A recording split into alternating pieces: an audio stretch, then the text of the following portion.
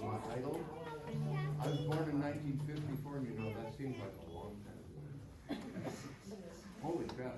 I started playing guitar in 1969, and my idol was a guy who hit a big song, a national song. It was called Light My Fire. It was in 1968, and his name was Jose Feliciano. That, he became my idol, and then all of a sudden now, that was 69. On my 50th birthday, whatever the man, whatever, I met him at Orchestra Hall, and we became friends. And it's kind of cool because he's 78 years old now, and he's still playing, touring. Not much, but you know, holy crap, you get our age, it's harder to tour. But he still, and he made this song in 1970. Think of this, pretty young for. But it's a song everybody knows. It's got 55 verses to it, but they're all the same. Feliz Navidad, Feliz Navidad, Feliz Navidad, prospero año y felicidad. Feliz Navidad, Feliz Navidad, Feliz Navidad, prospero año y felicidad. I wanna wish you a Merry Christmas. I wanna wish you a Merry Christmas. I wanna wish you a Merry Christmas from the bottom of my heart. Verse 2 goes like this. Feliz Navidad. Feliz Navidad. We'll do two verses. Prospero año y felicidad. Sing me with me the Merry Christmas. I wanna wish you a Merry Christmas. I wanna wish you a Merry Christmas. I wanna wish you a Merry Christmas from the bottom of my heart. One more time. I wanna wish you a Merry Christmas. I wanna wish you a Merry Christmas. I wanna wish you a Merry Christmas from the bottom of my heart. His wife thanks me over and over again. They've been playing that song, and she's bought more clothing from the residuals of that. You've heard that song on the radio, I'm sure. He does very well. So, Jose, can you get me along? No. I'm done. Thank you, my name is.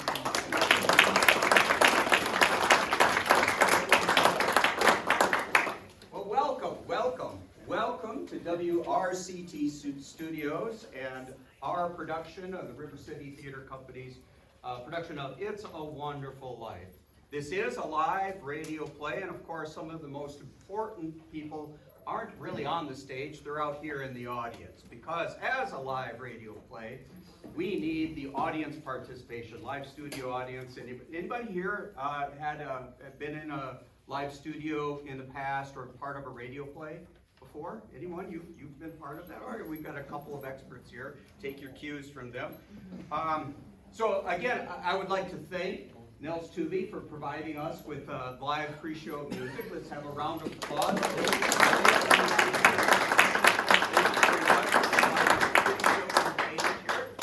And you know, we're running a little bit late today, but you know, aren't we all this time of year? And you know, long before you know it, it'll soon be 1947. So as a live radio play, 1947, I encourage you folks to sit back, relax, but we do need your applause. Also, as a live radio play, you might find it interesting to maybe close your eyes once in a while and listen as if you were listening to one of those little tube radios back in your living room. And for you folks, that's sort of like a digital player, but it's got like lights built into it, you know, think about it that way. All right, so as live radio, we do need to have the audience and the audience participation. We do need to have your applause and your laughter. So feel free to go and laugh and enjoy yourself. But we're going to go practice the applause part first. So you'll be given a cue from the sound effects artist. I'll give you a hint. And when you get this cue, I would like you guys to go ahead and applaud over the air. It will be picked up by the microphones. And the cue is this. So when I hold it up, oh, that's wonderful. That's wonderful. If this was a golf match. There's a little trick in live radio that the studio audiences, you might have heard this, it feels a little funny, but if you do it, it actually sounds great over the air. So if you were to applaud at twice the rate, something like, it feels weird, but it sounds great. Let's try practicing that.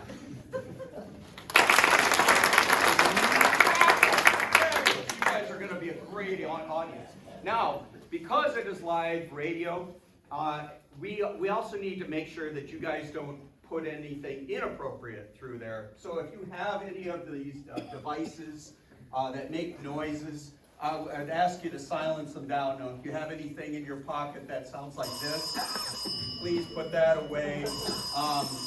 And I know you, Sam, you've got one of these. Please, stow that for now. I see Mr. Handgartner back there, so none of this. Okay, all right, we're not doing that. And for those of you that have water bottles and candy wrappers, those just don't work very well. So if you'll please just stow those away, we're going to have a great performance tonight. So we're just about ready to go to live here. Is anything else that I've forgotten here? We have all of our actors on stage, the most important members. I talked to your agent. We are missing somebody. The stars of the show. I did renegotiate. Where are they?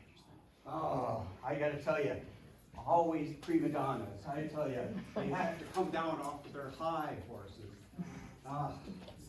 So, where are you? Where are you back here? Oh, here you are. Let's go, out on stage. We're almost live. All right, we're almost ready to go. Is everybody ready? Just sit back, relax, enjoy yourselves. We're about ready to begin. We're going to be live in 5, 4.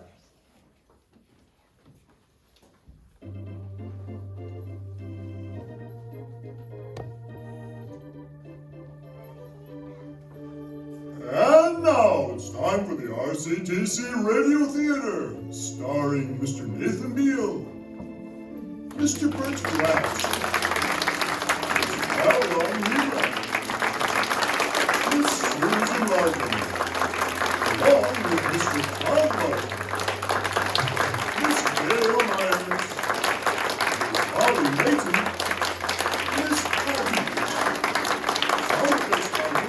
Sir Al Heidel, and myself, Mr. Jessica. And it's a wonderful life. But first, a word from our sponsors.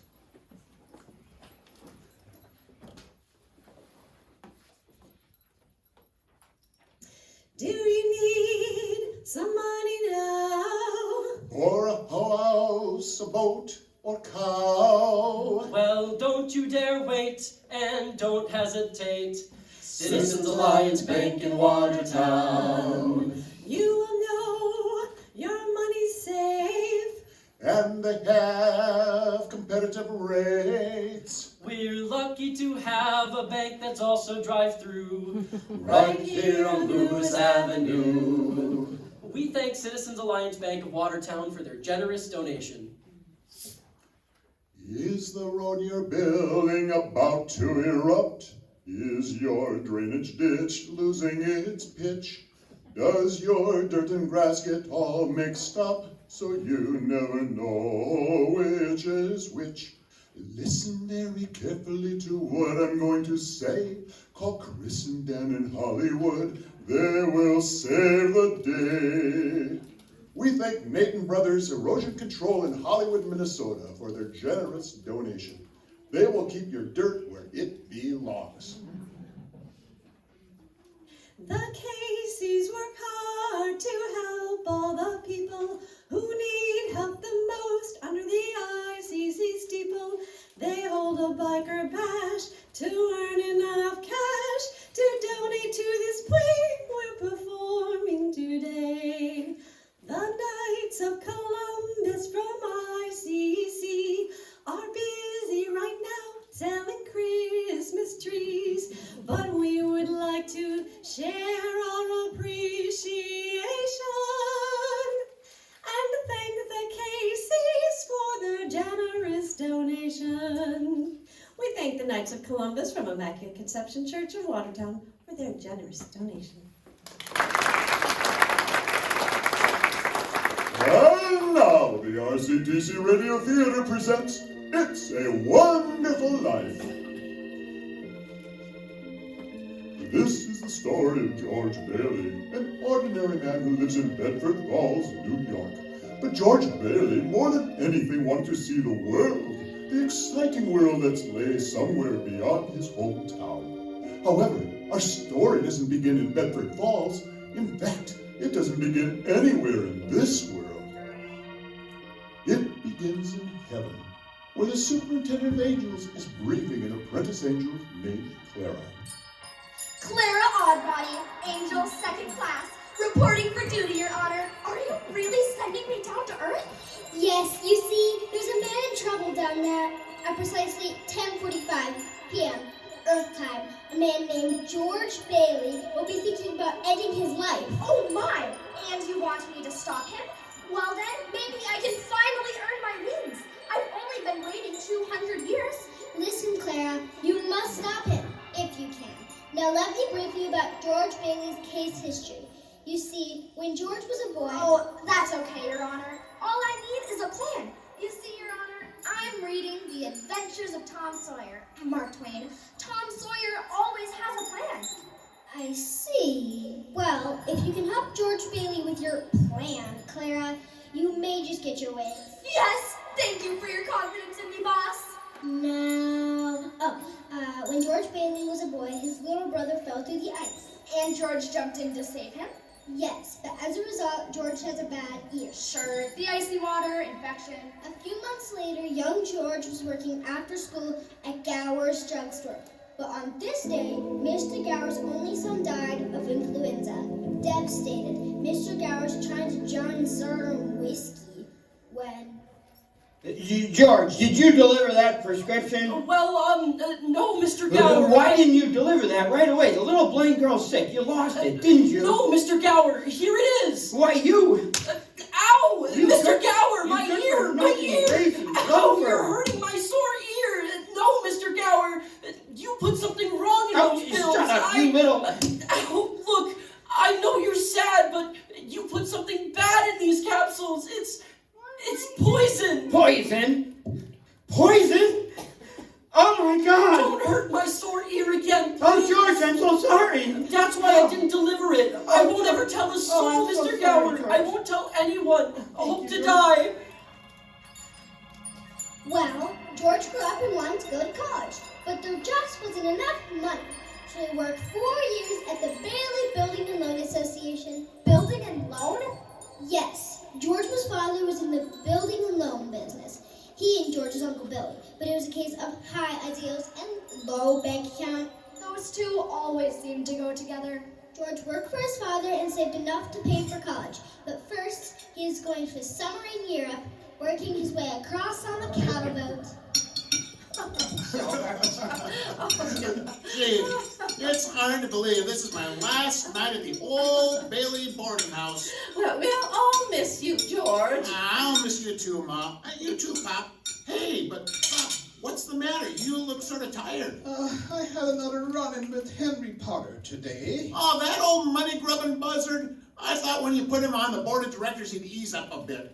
I don't understand somebody like Mr. Potter. Well, Potter owns anything he wants to in town. Anything except the Bailey Building and Loan. Maybe that's why he hates us. Hey, George, can I borrow your tuxedo cufflinks for tonight's dance? Sure, help yourself, Harry. Well, where are they? Here in your suitcase? Say, where'd you get that beat-up old suitcase anyway, George? Well, at the Emporium, Harry. Mr. Gower bought it for George. A going-away present? Yep, far away. You see, one of these days, that bag is going to get plastered with travel stickers. You know, Rome, Baghdad, Samarkand. I guess you're gonna have a pretty full summer, George. Oh, I'm going to have a pretty full life. So why don't you come to the dance tonight? Nah, I'd be bored to death. Oh, but what a wonderful death. Well, I gotta run. Was I like that when I graduated from high school? Pretty much. I sure wish we could send Harry to college with you, George. Yeah, but Harry can take over my job at the building alone. Work for 4 years like I did, and then he'll go. He's pretty young for that job. Maybe you were just born old, George. How's that, Pop? I mean, you know my tricky ear. I said you were born old. Say, George, when you get out of college, you wouldn't come back to the building and loan, would you? Oh, no, Pop. I mean, I just couldn't face being cooped up for the rest of my life in a shabby little office with all of this. I see. I'm sorry, Pop. I mean, I didn't mean that. It's just staying here, I just go crazy. You see, I want to do something big, something important. But in a small way, we are doing something important, George. In that shabby little office, we help people buy their own homes. I know, Pop, but I just feel if I don't get away, I just bust. Oh, I guess you're right. Get that education, then do what you want, son. You know, Pop, ready for some shocks? I think you're a pretty great guy. Well, thank you, George. Look, why don't you go over to the dance with Harry? You'll have fun. I guess I could drop in. Maybe I will. Well, see you later, Pop. So George went to a dance. And at that dance, he fell in love with Mary Hatch. Later, he was walking her home. They were feeling pretty good, Clara. As a matter of fact, wonderful. Buffalo gals, won't you come out tonight? Come out tonight, come out tonight. Buffalo gals, won't you come out tonight? And dance by the light of the moon. Hot dog, Mary! Oh, you sound beautiful, George. Hey, you know something, Mary? I'd almost say you're the prettiest girl in town. You look wonderful. Well, why don't you say it? I don't know. Maybe I will. Hey, how old are you anyway? 18. 18? Well, it just seems like last year you were just 17. Well, hey, oh, look where we are. Ah, the old Granville house. Yeah, I gotta find a rock. Oh, no, George. Even though it's deserted, I love this place. Oh, well, you know, with old deserted houses there, you gotta make a wish and then try to bust a window. Oh, but it's such a lovely old house. I want to live there someday. In there? Oh, I wouldn't live there if I was a ghost. Now watch. How about that? Pretty good shot, huh? Busted that window. What do you wish for, George? Wish? Oh, I don't know. I mean, not just one wish, Mary. A whole hatful of them. I mean, you see, I don't live in this crummy little town. I want to see the world. Italy, Greece, the Parthenon. And that's just this summer. And then I'm coming back and going to college and see what they know, of course. Of course. And then I'm going to build things. I'm going to build airfields and bridges a mile long. And then I'm going to, well, come on, Mary, what is it you want? Do you want the moon? Just say the word and I'll throw a lasso and bring it back down. Okay, the moon. I'll take it. Then what? Then you can swallow it and it dissolves and moon can shoot out of your fingers and it, do you think I'm talking too much? Yes! Why don't you kiss her? How's that? What's that? Oh, youth is wasted on the wrong people. Hey, just a minute. Come back here. I'll show you some kissing that'll knock George! your socks off. George! Uncle Billy. Just look. I'm gonna kiss him. George, get in the car, quick! It's your father. He's had a stroke. What? My father? Come on, George, get in, hurry! Well, George's father died that night, Clara. And that autumn, just as he was ready to leave for college, the directors of the building loan had a meeting. Mr. Chairman, Mr. Chairman, Mr. Potter. now that Peter Bailey is dead, I move that we dissolve the building and loan and turn its assets and liabilities over to a receiver. Peter Bailey was not a businessman. Ideals without common sense can ruin this town, and what's that get us? A discontented, lazy rabble, instead of a thrifty working class. Now who'll second my motion to dissolve? Hold on, Mr. Potter. Oh, I meant no disrespect, George, but your father... Now, wait a minute. Why my father ever started this penny-ante building alone, I'll never know. But just remember this, Mr. Potter.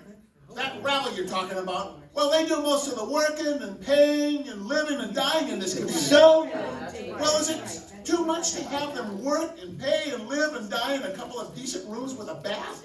Anyway, my father didn't think so.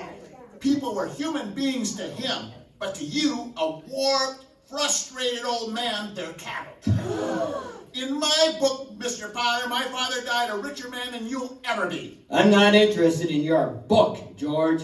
I'm talking about the building alone. No, you're talking about something you can't get your greedy hands on. And it's galling you. That's what you're talking about. Well, this town needs this measly one-horse institution, if only to have some place where people can borrow a few dollars without having to come to Mr. Potter. Come on, Uncle Billy, let's go. So, what happened, George? You won't believe it. Boy, oh boy, you should have heard, George. Oh, yeah. And right now, they're voting us out of business. Well, who cares? Will you get out of here, George? You missed your boat trip. Do you want to miss college, too? George, they just voted Potter down. Whoopee! We're still in business. Hey. But there's one condition, George. They've appointed you to take your father's place. Appoint me? But I'm leaving for college right now. I mean, Uncle Billy's your man. George, you've got to take it. Don't vote with Potter otherwise. So, George Bailey didn't make it to college, boss? No, he didn't, Clara. George gave his college money to his brother Harry. Harry went instead. But what about that girl? You know, Mary? Oh, George saw her now and again, but Mary also went away to college, and George worked for more years at the building alone, waiting for Harry to finish school, come back and take over. George still hoped to see the world, though. He planned to work in the oil fields of Venezuela, except when Harry came back, he brought a girl with him, a wife. So, George, how do you like your new sister-in-law? Ruth, she's swell. I mean, Harry's got all the luck. Well, she'll keep him on his toes. Well, I'll keep him out of Bedford Falls anyway. Oh, now. Ruth's father has a good job for Harry up in Buffalo. Yeah, Buffalo. And that means... Oh, then you can't. Oh, I'm sorry, George. Yeah. Well, did you know that Mary Hatch is back from college, too? Nice girl, that Mary. I suppose. Oh, stop this moping, George Bailey. It's not like you. Well, what would you want me to do, Mother? Well, give me one reason why you shouldn't go see Mary. Well, how about Sam Wainwright for one? Sam's crazy about Mary. Well, she's not crazy about him. Mary's got her eye on you, George. Well, besides, Sam Wainwright is in New York City. Okay, Mother. Trying to get rid of me, huh? Well, sacre bleu. I think I will go find the girl and do some passionate necking. Oh, George! Good night, Mrs. Bailey. By the way, do you need any books from the library? Library? George, you go see Mary, you hear?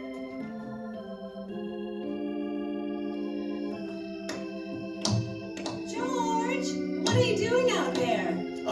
Me? I was just passing by. Yes, several times. I wondered if you were picketing or haunting me. Now, why would I be doing that? Your mother phoned saying you're coming over. My mother phoned? I just happened to be passing by, that's all. Are you coming in or aren't you? Well, all right. If you insist. I'll come in, but just for a minute. So, it's nice about Harry and his new wife, isn't it? Oh, yeah, Ruth. It's okay. What's the matter? You don't like her? Well, of course I do. Ruth's a peach. It's just marriage in general you're down on, huh? No, marriage is all right for some people. I mean, it's fine for Harry and for Sam Wainwright and you. For Sam? Mary! Who's down there? It's George Bailey, Mother.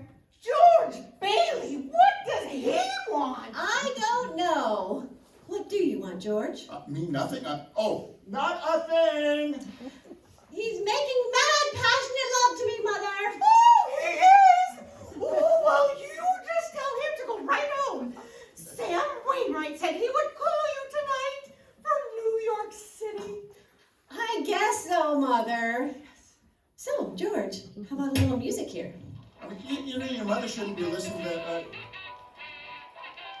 that song. Oh, okay. Well, now, anyway, I didn't just come over here just to listen to that. Well, what did you come here for? Well, I don't know. I mean, you're supposed to be the girl with all the answers. How about you tell me one? Oh, why don't you just go home? Okay, I will go home. Mary, the telephone! I don't know why I even came here. Mary! Good night. Good night. Mary, maybe it's Sam. Answer it! All right, I'll get it, Mother. Ooh. Oh, George, on your way out, could you turn off the phonograph? Sure, I'd be glad to. Stupid song. Hello, Hatch residents. Sam? Hey, Mary. It's good to hear your voice. Excuse me, Mary. It seems I forgot my hat. Oh, Sam, how nice of you to call. You know, Sam, an old friend of yours is here, George Bailey. What?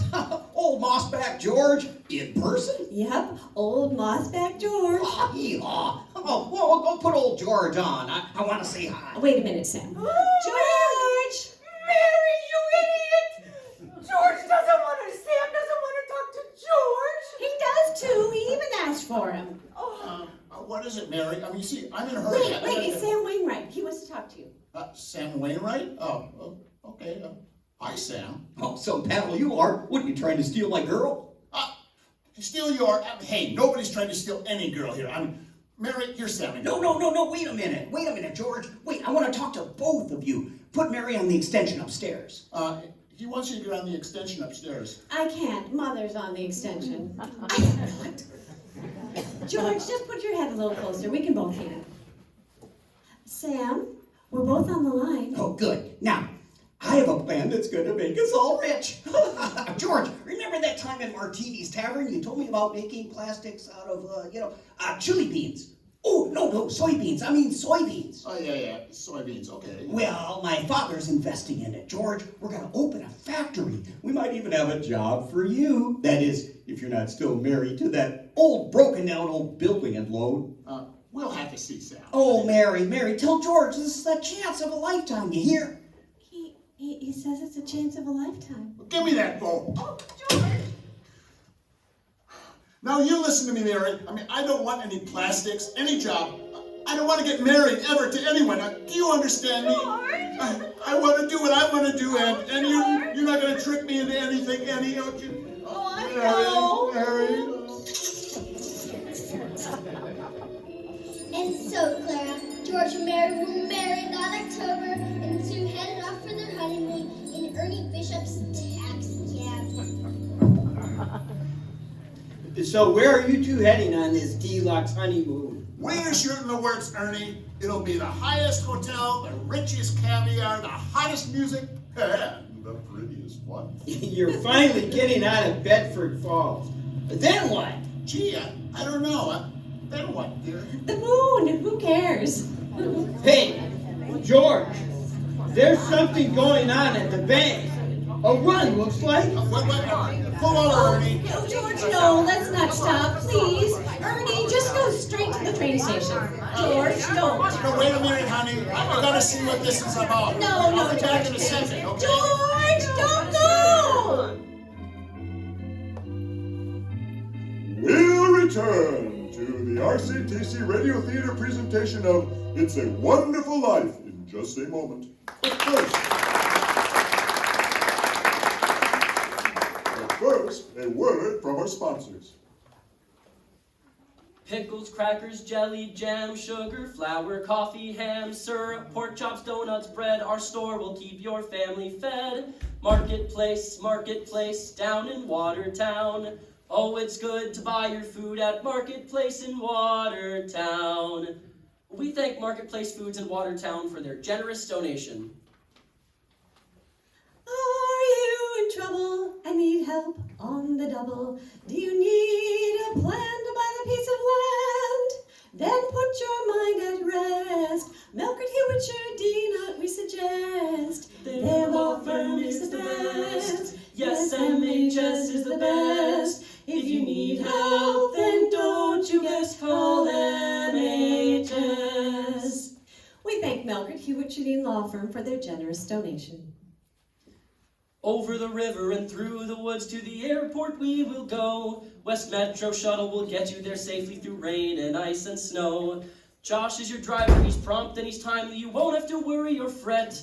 Get a ride to the airport and don't pay for parking. West Metro is your best bet. We thank West Metro Shuttle Service for their generous donation.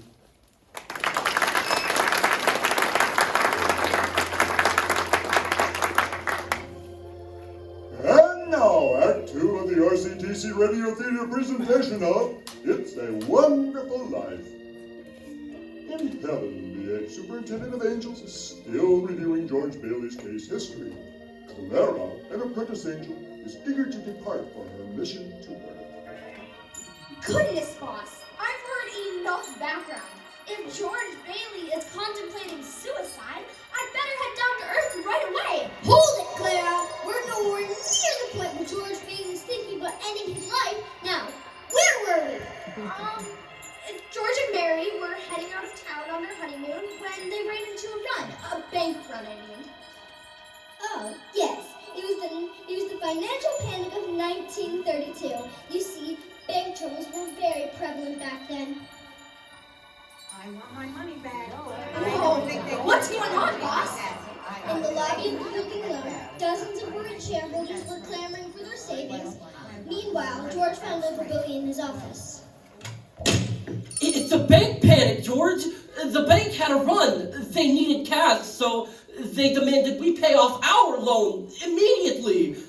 I handed over all our cash. I had to. You handed over all our cash, but that means we're... The whole town's gone nuts, George.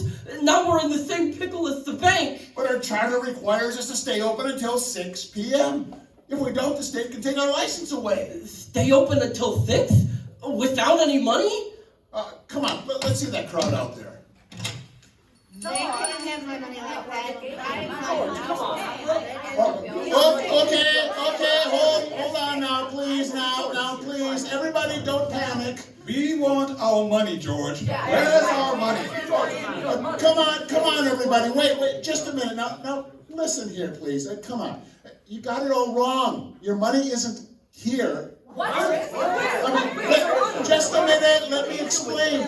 Your money's not here. It's not in the safe. No, the money you've invested in this building and loan has been put into people's houses.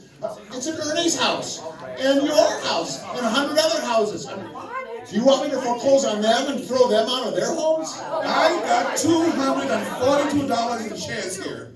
Close my account. I want my money now. Okay, Charlie, okay. Sign this form and you'll get your money in 60 days. What do you mean 60 days? Well, that's what you all agreed to when you bought your shares. I got my money.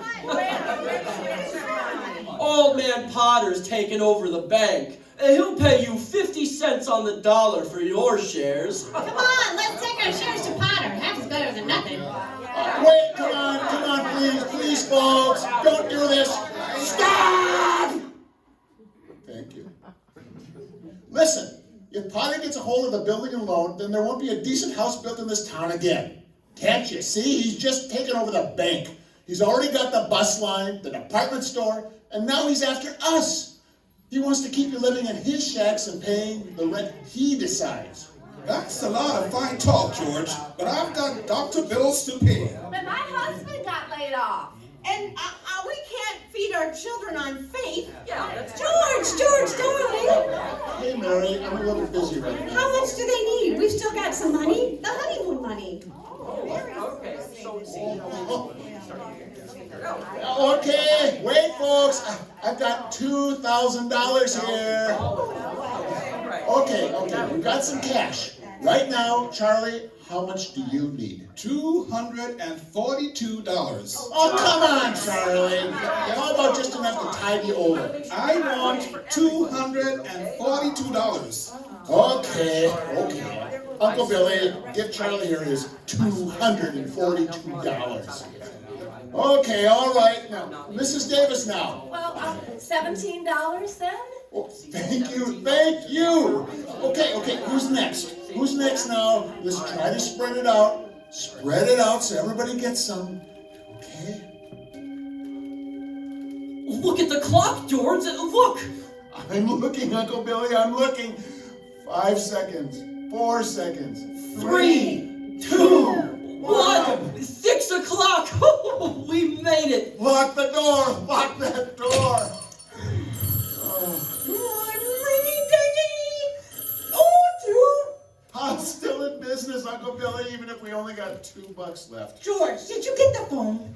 Okay, Tilly. Oh, by the way, call my wife, will you? I forgot all about Mary. Mrs. Bailey is on the line. No, I don't want Mrs. Bailey. I want Mrs. Bailey. Wait, Mrs. Bailey is on the line. Oh, That right. Mrs. Bailey. That is Yeah, my wife. Mrs. isn't it? Bailey. Oh, well, give me that phone anyway, will you? Hello, is this Mrs. Bailey? Yes, this is Mrs. Bailey. Well, Mary, we survived. I'm sorry we Now used that you're done saving things, come home. Huh? Come home. Well, what home? Our home. What? Our home, George, at 320 Sycamore. 320 Sycamore? Our Whose home is that? home. Huh? Our home, Saphead. But Mary, how can we have a house? Right now. Right now, we're... Oh, I love you. I love you too, honey. I'm coming home. Clara, do you know where 320 Sycamore was? His mother-in-law's house? No, it was the old Granville house where George and Mary threw rocks and made wishes. You see, her wish was to marry George and live in the Granville house, and that's where they honeymooned, and that's where they set up house, and that's where they were still living 2 years later when Mr. Potter asked George to drop by his office. Now, George, I suppose you're wondering why you're here. I have no idea, Mr. Potter, but I'm sure you do. Now, look, you're a young man, 27, 28, married, making what? $40 a week? 45. Okay, 45. And if you were a common ordinary yokel, I'd say you were doing well. However, you're no common ordinary yokel, son. You're an intelligent, resourceful, ambitious young man who hates his job. Yes, you hate the building and loan almost as much as I do, George. You've been dying to get out of this town ever since you were born. You see your friends, your brother go places, while you're trapped here. Trapped into frittering away your life playing nursemaid to a lot of riffraff. Is this a correct picture, George, or do I exaggerate?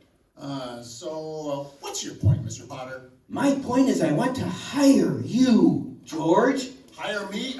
To do what? To manage my affairs, oversee my properties, and I can start you off at $20,000 a year. $20,000 a year? Are you sure you're talking to me? I mean, I'm George Bailey. Remember me? The building and loan George Bailey? Yes, the George Bailey whose ship has just come in, providing he has the brains to climb aboard. Yes, but what about the building and loan? Forget the building and loan. I'm offering you a 3-year contract at $20,000 a year.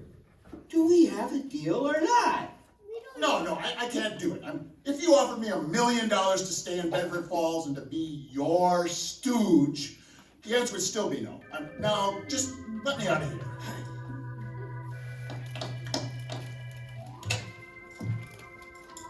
Sorry I'm late, Mary. Just knitting, George. So, what did Mr. Potter want to see you about?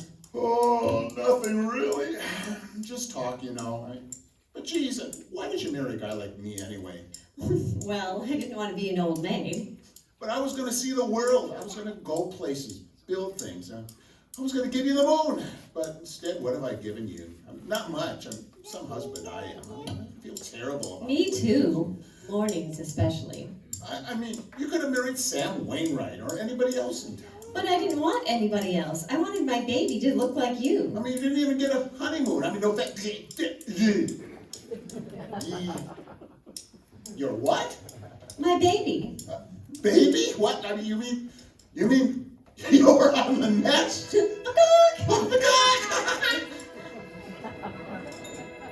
Well, Clara, Mary had her baby, a boy. Aw, that's nice. Then another one, a girl. Good for them.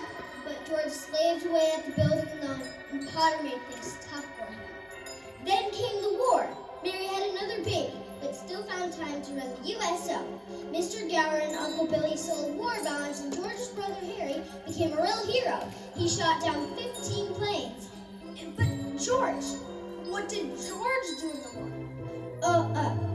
Well, George was a 4F due to his bad ear. He was an air raid warden. But on VE Day, he went to parade, and on VJ Day, he went to parade again. Well then, we're just about up to today. Yes, the only thing you don't know about George Bailey is what happened to him that has him wanting to die. Suicide. Well, what is it, boss? All right, today's the day before Christmas, and George is very excited. Tilly, did you see the newspaper? Commander Bailey decorated by President. My brother, the Medal of Honor. No way. Gee, George, that's just swell. Commander Bailey downed 15 enemy planes. The last a kamikaze just as it was going to dive into a troop transporter. Oh, wow. Think of it. Harry saved hundreds of lives. George, the bank examiner's here. Oh, the annual audit, right. Well, good afternoon. Carter, bank examiner. Tilly, bring Mrs. Carter here to the conference room and bring the books. And where's Uncle Billy?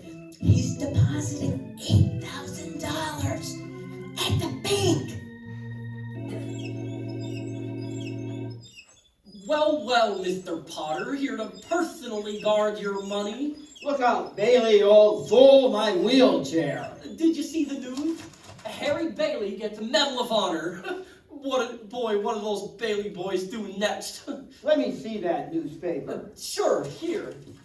Sorry I can't chat more, you old thief. I've got to go make a deposit.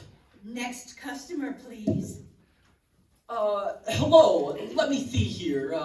Here you are. A bank book, deposit slip, and Merry Christmas to you. Merry Christmas to you too, Mr. Bailey. But, haven't you forgotten something? Well, I forget things all the time. Well, so Mr. Bailey, where's the money? What? Well, it's customary to bring the money with you. The money? Mm-hmm. The money! Oh, it's gone. Where did I put that money? Guard, wheel me out of here. Take note, Clara. Uncle Billy could not find the deposit money because the envelope with $8,000 was folded up in that newspaper he gave to Mr. Potter. The money was in the newspaper?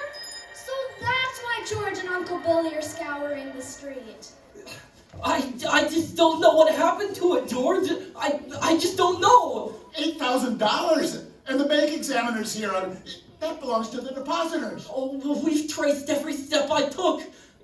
Well, maybe you never put the envelope in your pocket in the first place. Oh, maybe, but I'm no good to you, George. No good. Now, where's that money, you old fool? I mean, this means bankruptcy, scandal, prison. One of us is going to jail. And it can't be me. Well, you keep looking there. I'm going home. George, wait, please, George.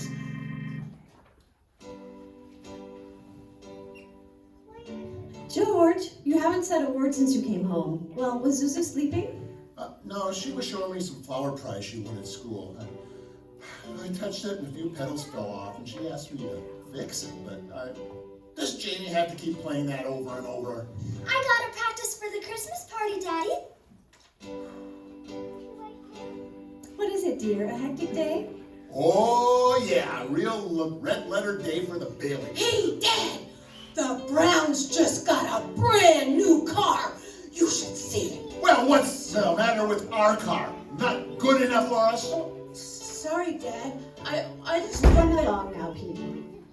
Why is Susan in bed so early anyway? Oh, she caught a little cold coming home from school. Didn't button up her coat. She just didn't want to crush that prize What do you flower, mean a so little she- cold? Oh, it's okay, dear. The doctor said it was nothing The serious. doctor? The doctor came?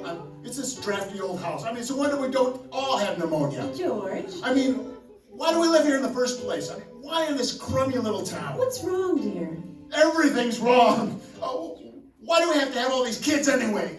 Daddy, how do you spell frankincense? I don't know. Ask your mother. Oh. Hello? Oh, thank you, Mrs. Welch. Oh, she'll be all right. Who is it, Mary? It's Mrs. Welch, Zuzu's teacher. Mary, give me that. Oh, well, the doctor says she'll be out of bed in just a little Give me that. George, please. Is this Mrs. Welch? Well, this is Mr. Bailey. Now, what kind of teacher are you? I mean, do you realize you could get pneumonia because of you? Silly, careless people like you sending kids home half naked. I mean, you know, maybe my kids aren't the best dressed kids in town, but hey, hello? Janie, stop playing the piano. Cut it out. Stop. Oh, Daddy! George, what's wrong with you? Must you torture the children, too? I'm sorry, Janie. I'm sorry, Mary. George. I just gotta get out of here. So you're $8,000 short in your accounts, George. You say the money was lost. What if it was stolen? Maybe you should notify the police. No, sir. I mean, you see, Harry's homecoming is tomorrow, and well, the publicity. So you've come to me for a loan. Why not your buddy Sam Wainwright? Well, I tried to get a hold of him, but he's in Europe right now. You want a loan from me for $8,000. What do you have as collateral, George? Well, I have some life insurance here. A $15,000 policy. $15,000, but what's your equity in it, George? $500. $500? And you want an emergency loan on Christmas Eve for $8,000? Yes. You're pathetic, George Bailey. You once called me a warped, frustrated old man. Well, George Bailey, what are you but a warped, frustrated young man? You're worth more dead than alive. I don't know what to do. Look at you now, crawling to me for help. Go to the riffraff you love so well. Go beg them for help. Please, Mr. Potter. I don't know what I'm going to do. I'll tell you what I'm going to do. I'm going to swear out a warrant for your arrest. Get out of here. The nerve of that Henry Potter! He had George's $8,000 sitting in his drawer! What will George do now, boss? Where is he? Well, he's at Martini's Tavern. George has had a couple of drinks. He's dazed, just standing there. All right, pass me another one. I'll take a Oh, God. I've never been a praying man, but if you're listening to me, show me the way, please. I'm lost, God. I'm lost. Please. Mr. Bailey, are you feeling all right? Mr. Martini, George here don't look so good. Oh, you know, Nick, you're right. Mr. Bailey, you drinking too much. Bailey? Which Bailey are you talking about? Oh, this Mr. Bailey, Mr. George Bailey. George Bailey? Why, you... Listen here, Bailey. If you ever talk to my wife that way again, you'll get even worse. Ain't it enough she slaves away teaching your stupid kids how to read and write? Now you gotta bawl her out on the phone? Hey, you are beating Mr. Welch. You punched my best friend. Now out of here. Go. Throw him out, Nick. Go on, Welch. Beat it. All right. I'm going. Mr. Bailey, how are you doing? Who is that? Oh, that's Mr. Welch. He don't come in here on no more.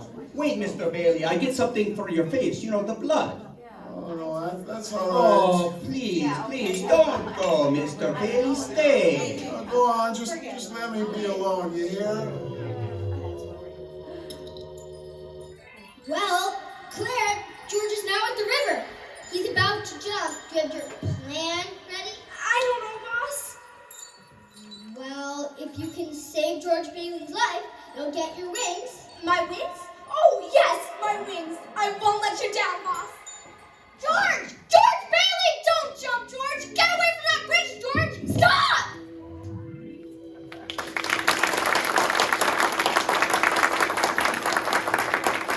We'll return to the RCDC Radio Theater presentation of It's a Wonderful Life in just a moment. But first, a word from our sponsors. Fido and Fluffy are in good hands all around. If they need to repair, then don't despair. Take them down to Watertown.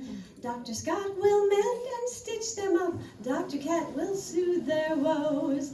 And when they leave, you'll all believe what everybody knows. Oh, Fido and Fluffy are in good hands all around. If they need repair, then don't despair. Take them down to Watertown. Veterans Veterinary Clinic. We thank Watertown Veterinary Clinic for their generous donation. Army, Marines, and Coast Guard, Navy, and of course Air Force. All of them help protect us, whether southeast, west, or north.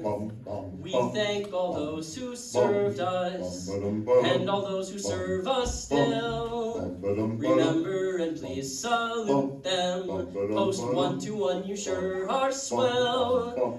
We thank our Watertown Legion Post 121 for their service and generous donation. I'm dreaming of a town without a Lions Club. No bare pork chops and rails to trails. There'll be no meat raffles or picnic tables to borrow, and the teacher's welcome dinner would be no more. Give some money to our theater, fine arts, and sports teams would not be given so generously. Yes, we love our Lions, so we roar. Our Lions need more thanks than they get credit for.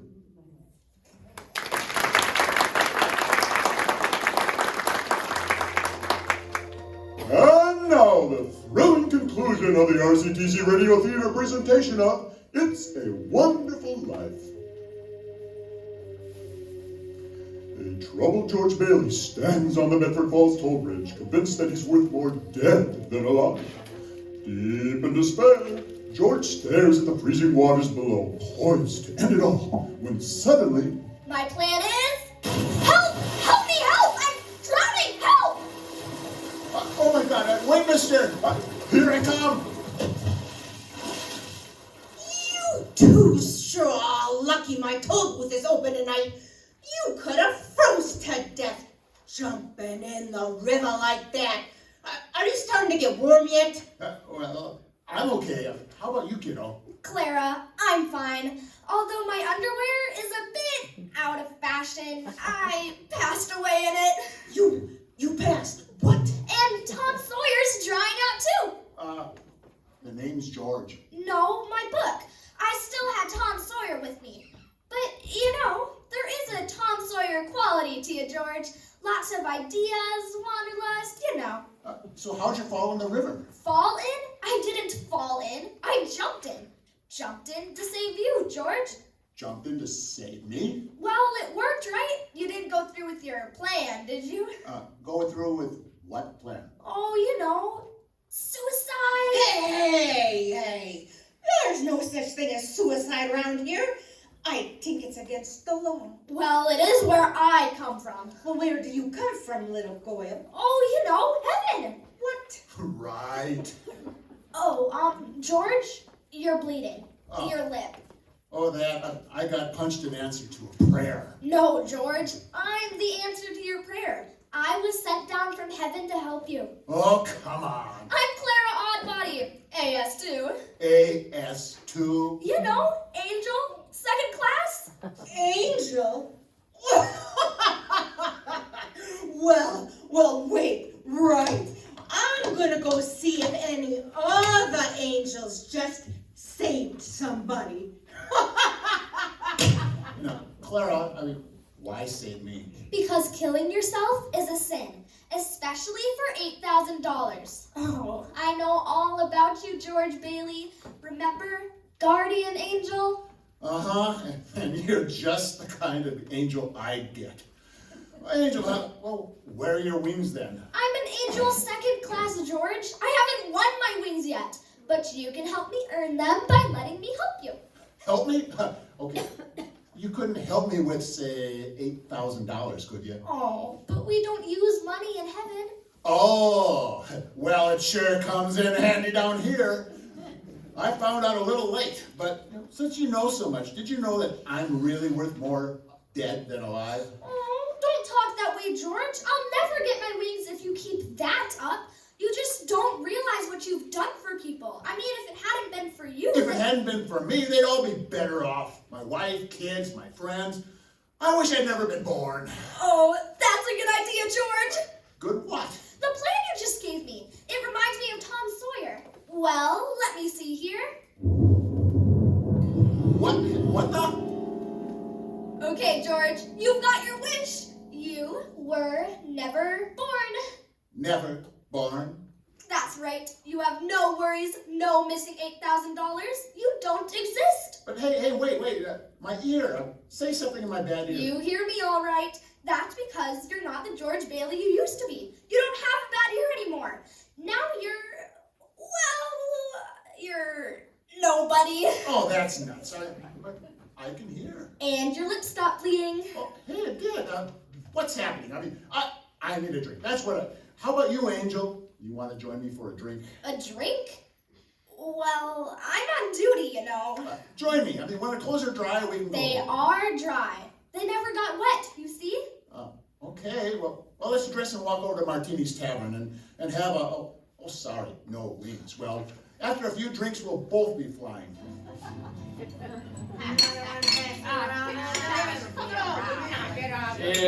What'll it be, fellas? Nick, is Martini still here? You want a martini? Or are you a wise guy? No, just give me a double bourbon. And for you? I just love mulled wine with a dollop of nutmeg and just a dash of cloves. Pop two, my lively lad.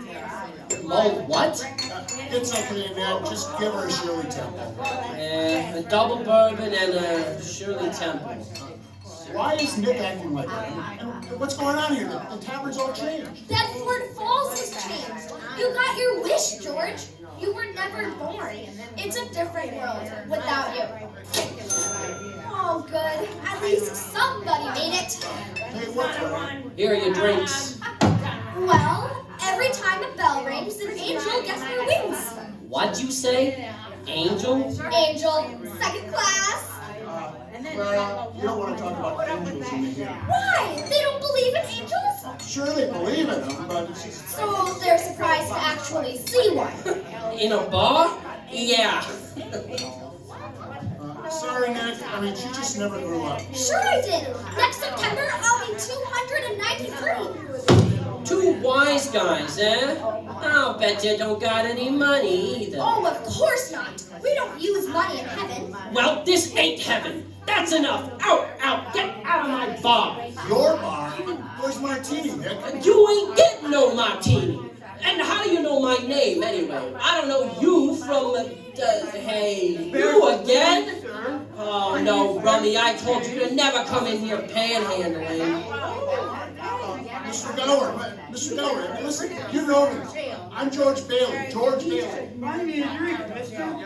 Just one, huh, mister? Throw that Rummy out!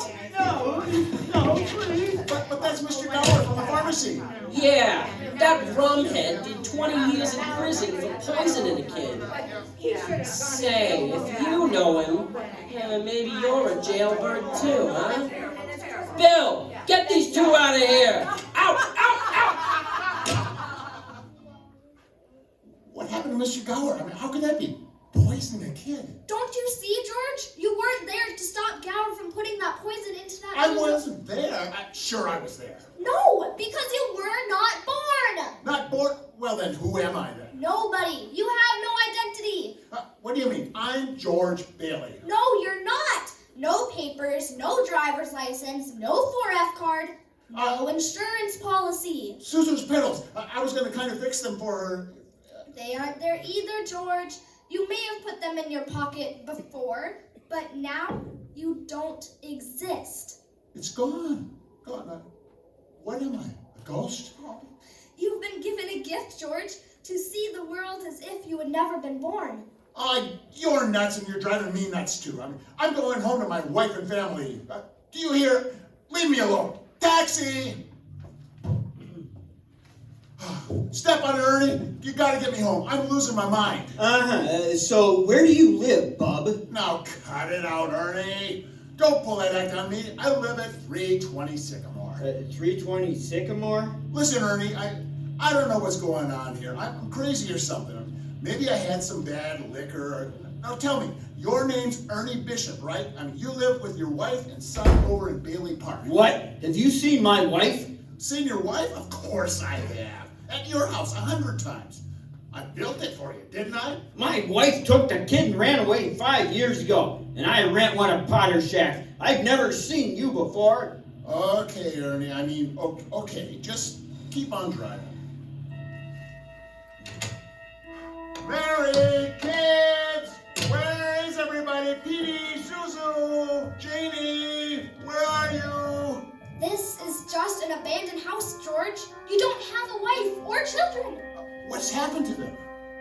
In there, officer. That's him. He's off his rocker. Hold it, you two. This is the police. Put your hands up. I mean, Bert the cop.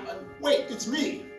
Take it easy, mister. Come along quiet-like, and we'll get you some help. Bert, what's happened to you?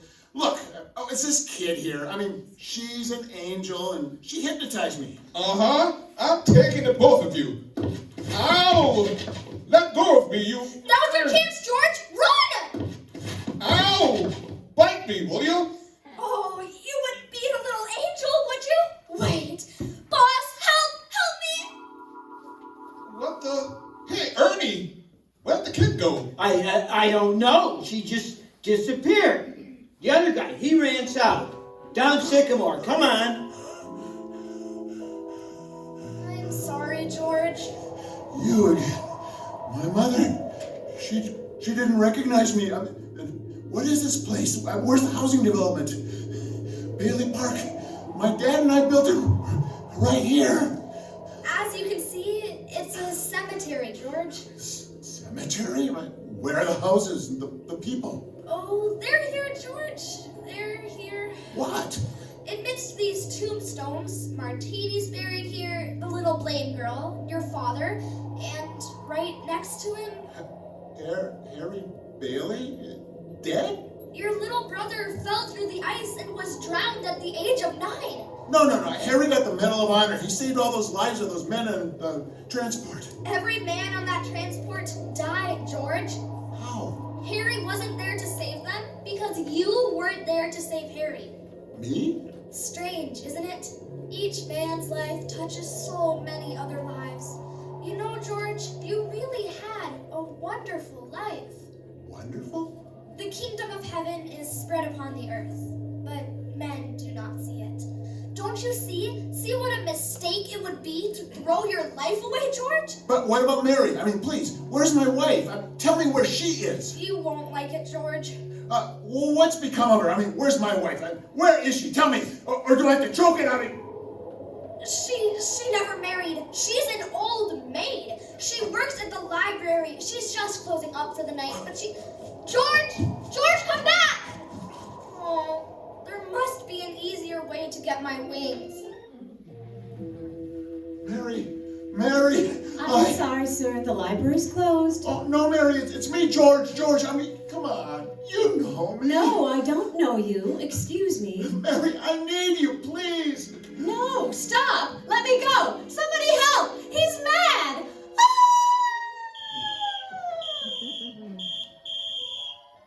Clara, where are you? Here I am, George. So, are you going to jump off this bridge? No, Clara. I want things back the way they were. Just get me back to my wife and kids, Clara. I want to live again. That's the spirit, George. Don't despair. Always be willing. Oh, yes. Can you do it? Can you do it for me, Clara? I want to live again, God. Please let me live again. Yes, let me live again. Yes, God. I want to live again. Yes, God, please. George, what are you doing here? Bert, you come any closer and I'll... What in Sam Hill are you talking about, George? Bert? You know me? Know you? I've been looking all over town for you, George. George, Bert, I'm alive again. Are you all right, George? You know, your mouth's bleeding. My mouth? My mouth is bleeding. And Zuzu's petals. I had them in my pocket right here. They're here and in my pocket. Hey, Merry Christmas, George. I'm going home. I know the way home. Boy, do I know the way home. Merry Christmas. Well, Merry Christmas, George. What? Reporters? Sheriff? And you? Carter, bank examiner. You are showing a deficit, Mr. Bailey. Yes, I know. $8,000, right? George, I've got a warrant for your arrest here. Yes, a warrant, Sheriff. Jail? Isn't that wonderful? Merry Christmas, Sheriff. Get on your Daddy! Merry Christmas, Daddy! Oh, yes, I love you so. Where's your mother? I'm looking for you, Daddy, with Uncle Billy. Daddy! Suzo, Ginger Snap, how are you feeling? Fine, Daddy, not a smidge of temperature. Not a smidge. Oh, hallelujah! George! Mommy's home, Mommy! Mary! George, where did you go? Mary, I've got to touch you, hold you. Oh, George. Got no idea what happened. You have no idea what happened. George, look what I've got! Uncle Billy. Money, George! Bushels of money! Mary worked a miracle, didn't you, Mary? People heard you were in trouble, dear. Your friends. They pitched in to help you. The $8,000. Charlie, Martini, and Mr. Gower. Oh, thank you, thank you. I can't believe it. Ernie! Well, none of us would have a roof over our heads if it wasn't for you, George. Mother? Harry? George, Mary called us in Washington. I flew in as fast as I could. Come on, everybody, a toast, Harry. Yes, a toast to my brother George, the richest man in town. George, somebody left a book here under the tree. Why, it's The Adventures of Tom Sawyer. And there's an inscription in it. Dear George, remember, no man is a failure who has friends. Thanks for the wings. Love, Clara. Clara? Yes, a very dear friend of mine. Daddy, look! See my little bell hanging on the Christmas tree? I see it, Suzo. I hung it up there all by myself. Daddy, Mrs. Welch says every time a bell rings, an angel gets their wings. That's right, Suzo, that's right. Thank you, Clara. Thank you. It truly is a wonderful life. Happy landings. Should old acquaintance be forgot and never brought to mind? Should old acquaintance be forgot and days of old lang syne? For old lang syne, my dear, for old lang syne will take a cup of kindness, dear, for old lang syne.